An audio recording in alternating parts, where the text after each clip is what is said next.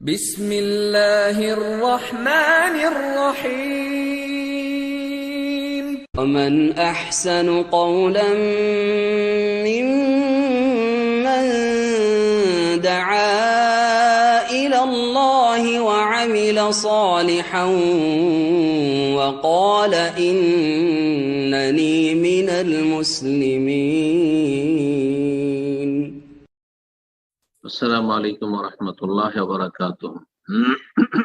إن الحمد لله نحمده ونستعينه ونستغفره ونعوذ بالله من شرور أنفسنا ومن سيئات أعمالنا. من يهده الله فلا مضل له ومن يضلل فلا هادي له، وأشهد أن لا إله إلا الله وحده لا شريك له، وأشهد أن محمدا عبده ورسوله صلى الله تعالى عليه وعلى آله وصحبه وسلم تسليما كثيرا. أما بعد। সম্মানিত দ্বীনী ভাতৃমণ্ডলী, আল্লাহ রাব্বুল আলামিনের প্রশংসা এবং প্রিয় মুহাম্মদুর রাসূলুল্লাহ সাল্লাল্লাহু আলাইহি সাল্লামের উপর সালাত ও সালামের পর আজ রবিবার 8ই জামাদাল উলা 1443 হিজরি মোতাবেক 12ই ডিসেম্বর 2021 আমাদের ধারাবাহিক আলোচনা নাজাত প্রাপ্ত দলের আকীদা বিষয় নিয়ে আজকে পর্ব নম্বর 71। বিষয়বস্তু বাৎসরিক ও দৈনিক তকদির। আলোচনা চলছে ঈমান বিল কাদার বা তকদিরের প্রতি ঈমান নিয়ে। আর দীর্ঘ সময় ধরে লেখকের কিতাবে এই আলোচনা আমরা করছি, যেহেতু প্রতিদিন অল্প সময়, আধা ঘন্টার বেশি হয় না আমাদের আলোচনা। আরো কয়েকটা পর্ব এই তকদির সম্পর্কে চলবে ইনশাআল্লাহ। আজকে 77 গিয়ে ইনশাআল্লাহ তকদিরের পর্বগুলি শেষ করব। আজকের বিষয়বস্তু যেমনটা বললাম যে বাৎসরিক তকদির আর আরেকটি হচ্ছে দৈনিক তকদিরের দুটো বিষয় নিয়ে। এর পূর্বে আলোচনা করেছিলাম যে তকদিরকে 5 ভাগে ভাগ করা হয়েছে। একটা হচ্ছে আজলি তকদির, যা আজলে লেখা হয়েছে, শুরুতে লেখা হয়েছে। আর আরেকটি হচ্ছে অমরি তকদির, যেটা আদম আলাইহিস সালামের পিঠ থেকে সমস্ত তার সন্তানদের আত্মা নিয়ে তখন লেখা হয়েছে। আর একটি হচ্ছে অমৃত তকদির, প্রতিটি মানুষের সৃষ্টির সময় মাতৃগর্ভে যখন 4 মাস পূর্ণ হয়, 120 দিন, তখন লেখা হয়েছে। তাহলে 3টি আলোচনা অলরেডি হয়েছে। চতুর্থ হচ্ছে বাৎসরিক তকদির, প্রতি বছরে আমাদের তকদির গুলি সম্পর্কে দায়িত্বশীল মালায়েকাদের জানিয়ে দেওয়া হয়। এটাও আল্লাহ রাব্বুল আলামিনের একটি লিখনী এবং তার চূড়ান্ত ফয়সালা করা হয়, কোরআন সুন্নাহতে প্রমাণ রয়েছে। আর একটি তকদির হচ্ছে প্রতিদিনের তকদির, দৈনিক। প্রতিদিন আল্লাহ রাব্বুল আলামিন যা কিছু বান্দার সাথে, সৃষ্টি জগতের সাথে করেন, কারো সুখ, কারো দুঃখ, কারো ভালো, কারো মন্দ, কারো হায়াত, কারো মত, কেউ আসছে কেউ যাচ্ছে, এটা হচ্ছে দৈনিক তকদির। তো দেখা যাক লেখক কি বলছেন ইমাম হাকামি রাহমাতুল্লাহ আলাইহি, মা দালিলুত তাকদির আল হাউলি ফি লাইলাতুল কদর। লাইলাতুল কদরে, কদরের রাতে যে বাৎসরিক তকদির সুপরিমিত করা হয়ে থাকে বা সুনির্ধারিত করা হয়ে থাকে, তার দলিল কি? বছরে একটি রাত রয়েছে, যে রাতটি হচ্ছে ভাগ্য রজনী, লাইলাতুল কদর। কদরের অর্থ যেমন হচ্ছে মর্যাদাপূর্ণ রাত, লাইলা মানে রাত, লাইলাতুল কদর, কদর মানে মর্যাদাপূর্ণ রাত, বড় সম্মানিত রাত, মূল্যবান রাত। ঠিক তেমনি কদর তকদিরকেও বলা হয় আরবিতে। ইন্না কুল্লা শাইইন খালাকনাহু বিকদর, সূরাতুল কমরের আয়াতের আগে আলোচনা এসেছে। এই রাতটি হচ্ছে ভাগ্য রজনী।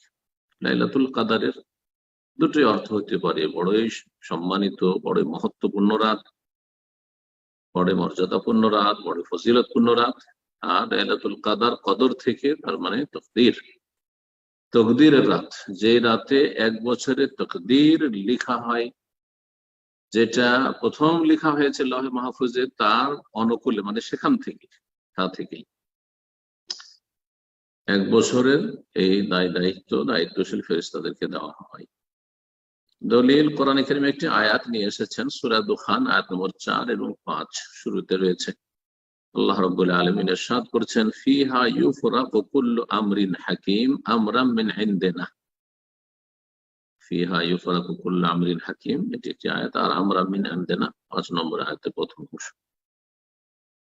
তার আগে এই কদরের রাতের কথা আল্লাহর বর্ণনা করেছেন, হামিমুল কিতাবিল মুবিন ইন্না আনজালনাহু ফি লাইলাতিন মুবারাকা, নিশ্চয় আমি এই কোরআন নাযিল করেছি ফি লাইলাতিন মুবারাকা, বরকতপূর্ণ রাত, মুবারক রাত। এই রাতকে আল্লাহ কোরআনের ভাষায় সূরা দোখানে বরকতের রাত বলেছেন, যেই রাতে অসংখ্য রহমত বরকত আল্লাহ রাব্বুল আলামিন নাযিল হয়। যারা এই বরকত হাসিল করতে পারে তারা ভাগ্যবান। আর এই রাতকে আল্লাহ বলেছেন ইন্না আনজালনা ফি লাইলাতিল কদর, সূরাতুল কদরে। এই রাত হচ্ছে রমজান মাসে, কারণ কোরআন কারীম নাযিল হয়েছে শাহরু রমাদান আল্লাযী উনজিলা ফীহিল কোরআন, রমজান মাসে কোরআন কারীম নাযিল হয়েছে। এই রাত তাহলে রমজান ছাড়া অন্য কোনো মাসে নয়। যেমন এক শ্রেণীর বিদআতপন্থীরা আমাদের দেশগুলিতে বলে থাকে, ভারত, বাংলাদেশ, পাকিস্তান মহাদেশে, যে ভাগ্য রজনী হচ্ছে শবে বরাত, শাবান মাসের 15 তারিখের রাত। এটি ভুল কথা, জাল কথা এবং ইসলামের নামে সেটি মিথ্যা কথা। তো আল্লাহ রাব্বুল আলামিন কি বলছেন তারপরে এই বরকতপূর্ণ রাত সম্পর্কে সূরা দুখানে, ইন্না আনজালনা ফি লাইলাতিন মুবারাক ইন্না কুন্না মুনজিরিন, নিশ্চয় আমি সতর্ককারী। ফিহা ইউফরাকু কুল্লু আমরিন হাকিম, এই রাতে, এই বরকতপূর্ণ রাতে চূড়ান্ত ফয়সালা করা হয়। ইউফরাকু মানে ইউফসালু, চূড়ান্ত ফয়সালা করা হয়। কুল্লু আমরিন হাকিম, প্রত্যেক প্রজ্ঞাপূর্ণ কাজের, প্রত্যেকটি কাজ আল্লাহ রাব্বুল আলামিন যা কিছু করে থাকেন তার সৃষ্টি জগৎ সম্পর্কে সবগুলি হচ্ছে হিকমতপূর্ণ। প্রতিটি কাজে হিকমত, রহস্য, তত্ত্ব রয়েছে, বসার নয়, উদ্দেশ্যবিহীন নয়। আর এটা আল্লাহর পক্ষ থেকে বিশেষ নির্দেশ, আমরা মিন ইনদিনা, আল্লাহ বলছেন আমার পক্ষ থেকে এটি বিশেষ নির্দেশ, যে চূড়ান্ত ফয়সালা সেদিন করা হয় এক বছরের তাকদীর সম্পর্কে, লিখে মালায়েকাদের দিয়ে দেওয়া হয় যে তোমরা এই এক বছর এই কাজগুলি করো। উদাহরণস্বরূপ মালাকুল মউতকে বলা হয় যে এই এক বছরে তোমাকে এতগুলি মানুষের রূহ কবজ করতে হবে, আত্মা গ্রহণ করতে হবে। এতগুলো লোকের এই মরণের লিস্টে নাম লেখা রয়েছে এই এক বছর, কদরের রাত থেকে শুরু করে আগামী রমজান, আগামী কদর পর্যন্ত। এই আয়াতের তাফসিরে আব্দুল্লাহ বিন আব্বাস রাদিয়াল্লাহু তাআলা আনহু সাহাবায়ে কেরামের সবচেয়ে বড় মুফাসসির, রাইসুল মুফাসসিরিন, হাবরুল উম্মাহ যার উপাধি ছিল, তিনি বলছেন ইউকতাবু মিন উম্মিল কিতাব ফি লাইলাতিল কদর মা ইয়াকুনু ফিস সানা মিন মাউতিন আও হায়াতিন আও রিজকিন ওয়া মাতারিন ওয়া রিজকিন ওয়া মাতারিন হাত্তা আল হুজ্জাজ ইউকালু ইয়াহুজ্জু ফুলান ওয়া ইয়াহুজ্জু ফুলান। বলছেন আয়াত সম্পর্কে যে উম্মুল কিতাব, কিতাবের মূল, কিতাবের মূল মানে লাউহে মাহফুজ, ওমান ইনদাহু ইলমুল কিতাব, উম্মুল কিতাব আল্লাহর কাছে উম্মুল কিতাব, উম্মুন মানে আসল, মূল। মাকে এই জন্য উম্মুন বলা হয়, আর মা হচ্ছে ছেলে মেয়েদের মূল, আসল।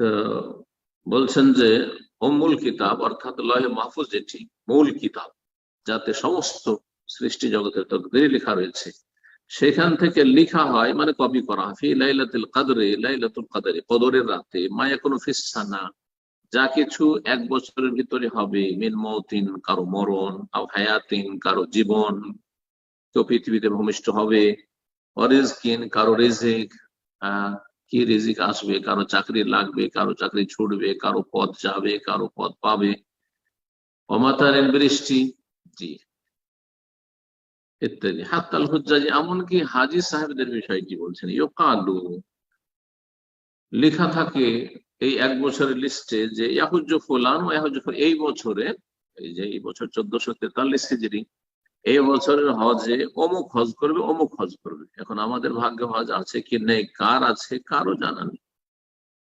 অনেকে সব কিছুর প্রস্তুতি নিয়েছেন, সমস্ত কিছু রেডি, টিকিট, ফ্লাইট আর ভিসা সব হয়ে গেছে, এমনকি চলে এসেছেন হজে। কত লোক হজে চলে আসার পরে আরাফার দিন সকালে মারা গেল, হলো না, আরাফাই হলো না, হজ হলো না, অথবা বিভিন্ন কারণ হয়ে গেল, হজ করতে পারল না। এই রিওয়ায়াতটি তাফসীর দুররে মানসুরে এবং ফাথুল কাদির ইমাম শাওকানি রাহমাতুল্লাহ তাফসীর রয়েছে, দুটো তাফসীরে রয়েছে। তারপরে বলছেন ওয়াকাযা ক্বাল আল হাসান, আর অনুরূপ বলেছেন ইমাম হাসান বসরি রাহমাতুল্লাহ আলাইহি, ও সাঈদ ইবনে জুবাইর, আর প্রখ্যাত তাবেঈ সাঈদ ইবনে জুবাইর রাহমাতুল্লাহ আলাইহি, ও মুকাতিল, ইমাম মুকাতিল বড় মুফাসসির ছিলেন, তিনি বলেছেন। সাঈদ ইবনে জুবাইর রাহমাতুল্লাহ আলাইহি তিনি প্রখ্যাত তাবেঈ ছিলেন এবং তিনি অনেক সাহাবায়ে কেরাম থেকে হাদিস বর্ণনা করেছেন, ইবনে আব্বাস থেকে, আদি বিন হাতিম থেকে, আব্দুল্লাহ বিন ওমর থেকে, আব্দুল্লাহ বিন মুগাফফাল থেকে, আবু হুরায়রা থেকে, এবং তার অনেক অসংখ্য ছাত্র ছিল। তিনি কোরআনে কারীম পড়েছেন এবং তাফসীর পড়েছেন ইবনে আব্বাস রাদিয়াল্লাহু তাআলা আনহুমা থেকে।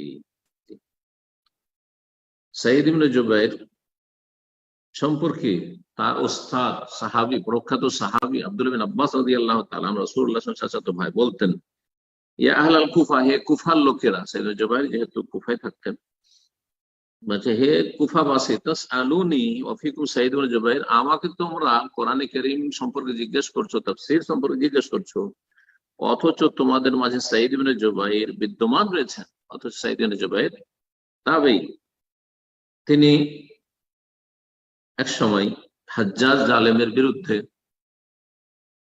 আব্দুর রহমান ইবনে আসআস আল কেন্দি তার সাথ দিয়েছিলেন এবং তিনি এই ইবনুল আসআস বিদ্রোহ ঘোষণা করেছিলেন। তখন পর্যন্ত বিষয়টা ইজমা হয়নি যে যারা জালেম শাসক তাকে উৎখাত করার সম্ভাবনা যদি থাকে তাহলে করা যাবে না।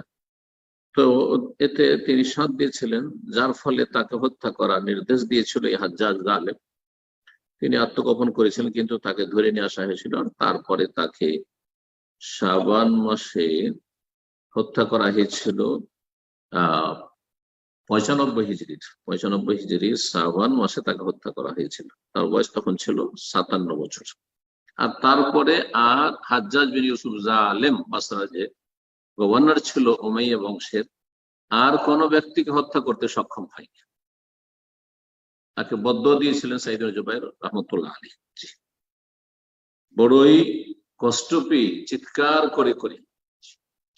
করে এই কুখ্যাত হাজ্জাজ বিন ইউসুফ হালাক হয়েছিল। মুকাতিল, ইমাম মুকাতিল বিন সুলাইমান আল বালাখি, তিনি তাফসীরের বিষয়ে বড়ই খ্যাতি লাভ করেছিলেন। ইমাম শাফি রাহমাতুল্লাহ আলাইহি থেকে বর্ণিত হয়েছে, তিনি বলেন, আন্নাসু কুল্লুহুম আয়ালুন আলা সালাসা, সমস্ত মানুষ মুসলিম উম্মার তিনজনের মুখাপেক্ষী, তিনজনের দ্বারস্থ। মুকাতিল বিন সুলাইমান ফি তাফসীর শিখতে হলে ইমাম মুকাতিল বিন সুলাইমান, কিন্তু হাদিসের ক্ষেত্রে তিনি দুর্বল ছিলেন। ইমাম যাহাবী রাহমাতুল্লাহ বলছেন মাতরুকুন ফিল হাদিস। তাহলে বোঝা গেল যে একজন মানুষ কোন একটা সাবজেক্টে ভালো হলে জরুরি নয় যে দিনের অন্যান্য সাবজেক্টে ভালো হবে। এটা আমরা দুনিয়ার ক্ষেত্রে বুঝছি, কিন্তু দিনী বিষয়ে আমাদের জনগণরা একেবারে বোঝে না। মনে করে যে কোন একজন আলেমের কাছে যেমন নিব তার কাছে আকীদা, তেমন তার কাছে ফিকহ, তেমন তার কাছে সবকিছুই। একজন ওয়াজ যদি করে, আলেমও না, খালি সুন্দর ওয়াজ করতে পারে, আকর্ষণীয় ভাষা, বাক্যটু, আর মানুষকে ধরে রাখতে পারে, মানুষের মাঝে খ্যাতি লাভ করেছে, আল্লামা সেজে গেছে। অথচ তার আহলে সুন্নাত ওয়াল জামাতের আকীদা সম্পর্কে কোনো জ্ঞান নেই।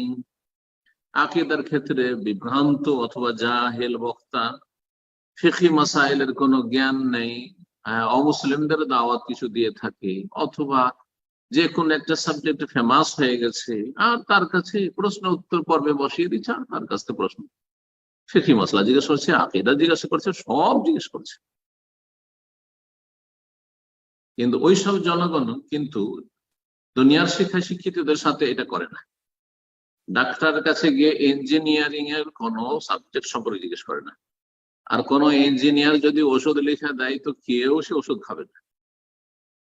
আর ডাক্তারের ক্ষেত্রে যে সাবজেক্টের স্পেশালিস্ট, তার কাছ থেকেই সেই চিকিৎসা নিয়ে, অন্যের কাছ থেকে নেবেন। হাড়ের ডাক্তারের কাছ থেকে সে মেডিসিন স্পেশালিস্টের যেসব কাজ সেসব নেবেন না। যে শুধু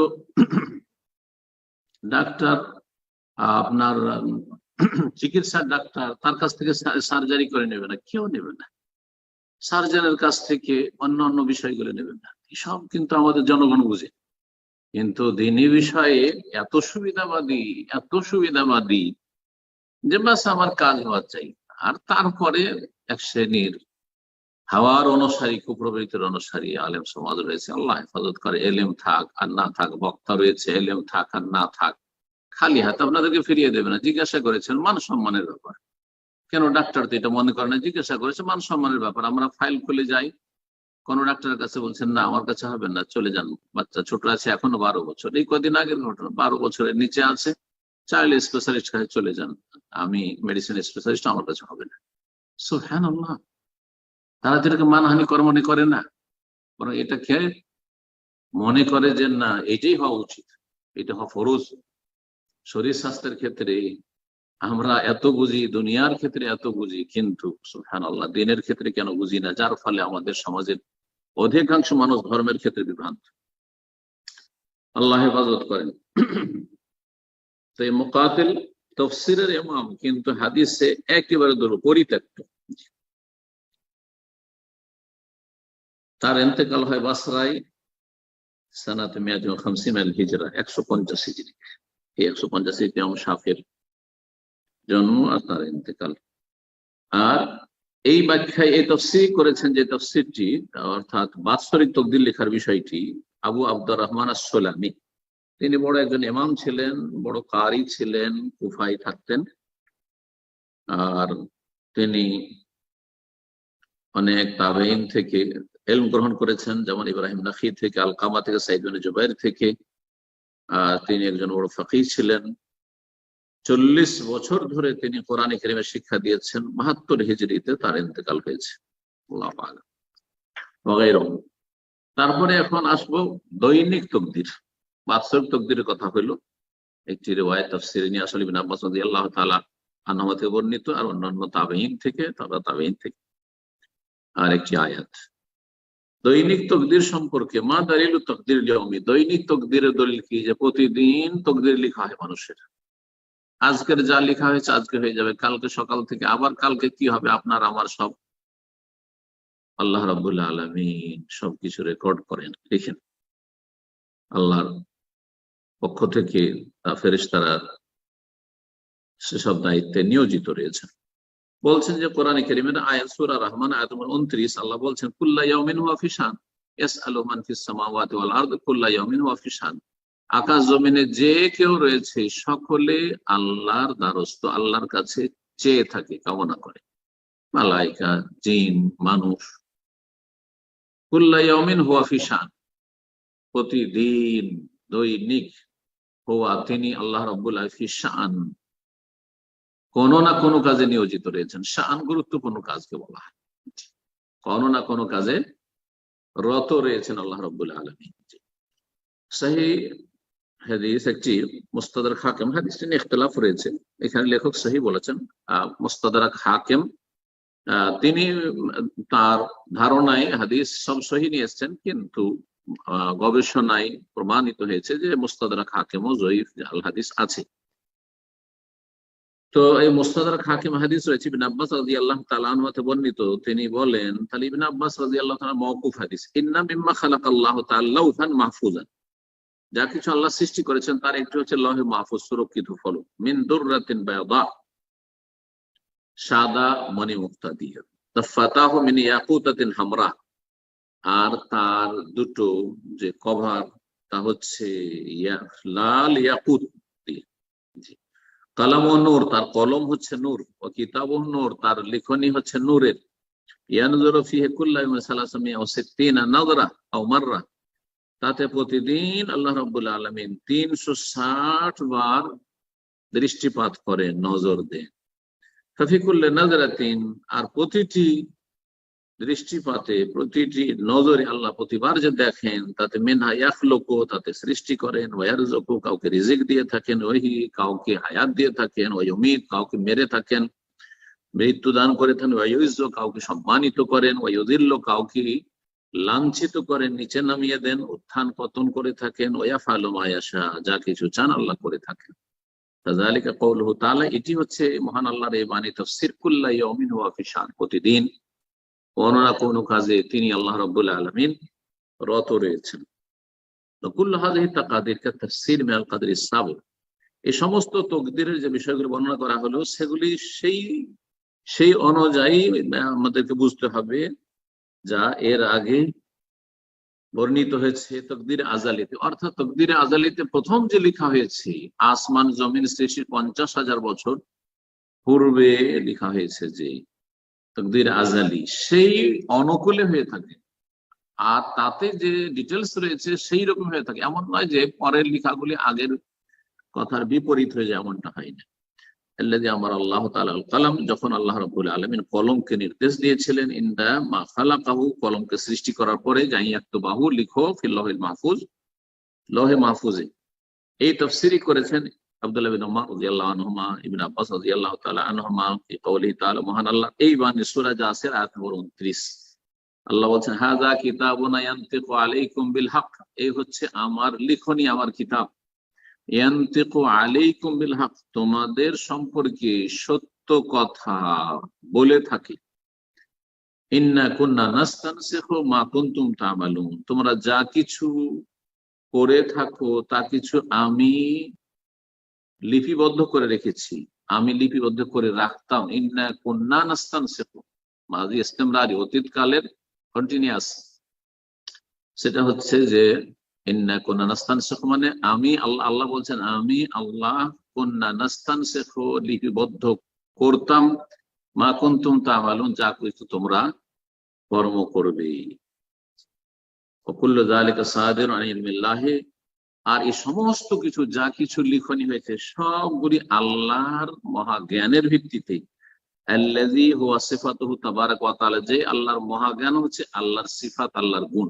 ইলমুল্লাহ হচ্ছে আল্লাহর গুণ, যেমন সৃষ্টি করা, খালকুল্লাহ হচ্ছে আল্লাহ রাব্বুল আলামিনের গুণ, এইরকমই ইরাদাতুল্লাহ, আল্লাহ রাব্বুল আলামিনের ইচ্ছা বা মাশিয়াতুল্লাহ, আল্লাহর চাওয়া, এটি হচ্ছে আল্লাহ রাব্বুল আলামিনের গুণ। তো আল্লাহ রাব্বুল আলামিনের যে মহাজ্ঞান রয়েছে যা সবকিছুকে শামিল, সেই অনুযায়ী সমস্ত তকদিরের যে স্তরের লিখনিগুলি রয়েছে তাই হয়ে থাকে, ঘটে থাকে। এখানে আজকের আলোচনা শেষ করছি। ওয়াসাল্লাল্লাহু সাল্লাম আলা নবিয়িনা মুহাম্মদ ওয়া আলা আলিহি ওয়া সাহবিহি আজমাইন। জাযাকাল্লাহু খাইরান শেখ। সম্মানিত দিনী ভাই বোনেরা,